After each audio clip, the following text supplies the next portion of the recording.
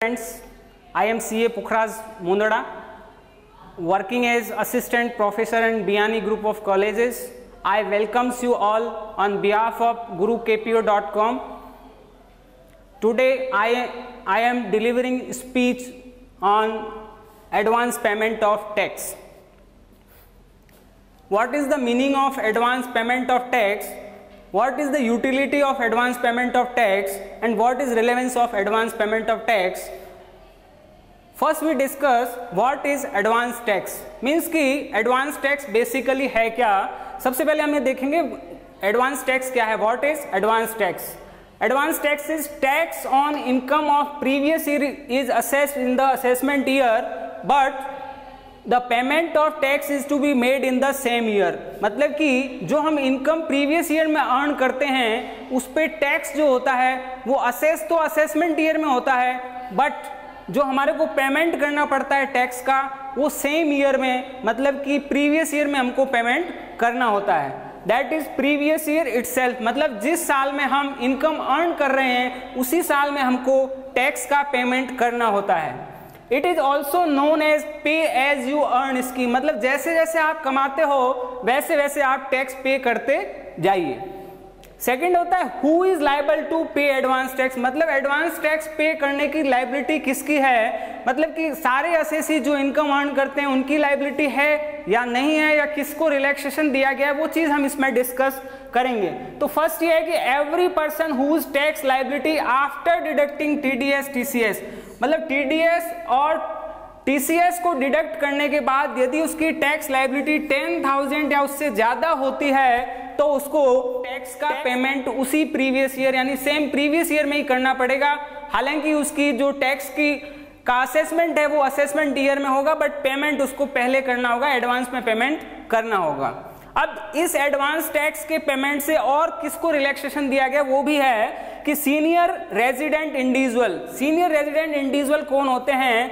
जिनकी एज पहले तो फर्स्ट रेजिडेंट होना चाहिए, मतलब कि जो रेजिडेंशियल स्टेटस के अकॉर्डिंग बेसिक कंडीशन को जो फुलफिल करते हैं वो रेजिडेंट बन जाते हैं. और इंडिविजुअल सीनियर इंडिविजुअल कौन से होंगे? जिनकी एज 60 ईयर या उससे ज्यादा हो गई है. 60 ईयर और मोर. 60 ईयर या मोर कब चेक करेंगे?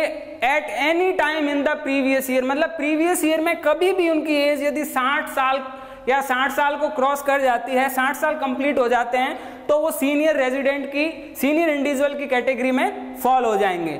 Provided assessee does not have any income from business और प्रोफेशन हेड. मतलब उनकी यदि इनकम बिजनेस प्रोफेशन हेड से यदि नहीं है तो उनको ये एग्जम्पशन या रिलैक्सेशन मिलेगा. सेकंड है assessee accepting प्रेजेंटिव income under section 44 AD. मतलब कि जो असेसी सेक्शन 44 AD में प्रेजेंटिव इनकम का सेक्शन ऑप्ट कर लेते हैं तो उनको भी रिलैक्सेशन मिल जाएगा, बट उनको सिर्फ उसी इनकम से रिलेटेड मिलेगा. उनको यदि प्रेजेंटिव इनकम के अलावा और कोई इनकम है तो उसके लिए relaxation advance payment of tax का नहीं मिलेगा. उसके लिए उनको एडवांस पेमेंट ऑफ टैक्स का प्रोविजन को फॉलो करना होगा. नेक्स्ट आता है instalment and due date of advance tax. मतलब कि एडवांस टैक्स की इंस्टॉलमेंट क्या है और इसकी ड्यू डेट्स क्या हैं. इसको हम दो कैटेगरी में डिवाइड कर सकते हैं, नॉन कंपनी असेसी और कंपनी असेसी. कंपनी असेसी को 4 इंस्टॉलमेंट में एडवांस टैक्स का पेमेंट करना है, जबकि नॉन कंपनी असेसी को 3 इंस्टॉलमेंट में एडवांस टैक्स का पेमेंट करना होता है. फर्स्ट ड्यू डेट जो है अप टू 15 जून, अप टू सेकंड इंस्टॉलमेंट होती है अप टू 15 सितंबर, थर्ड इंस्टॉलमेंट होती है अप टू 15 दिसंबर एंड फोर्थ होती है अप टू 15 मार्च.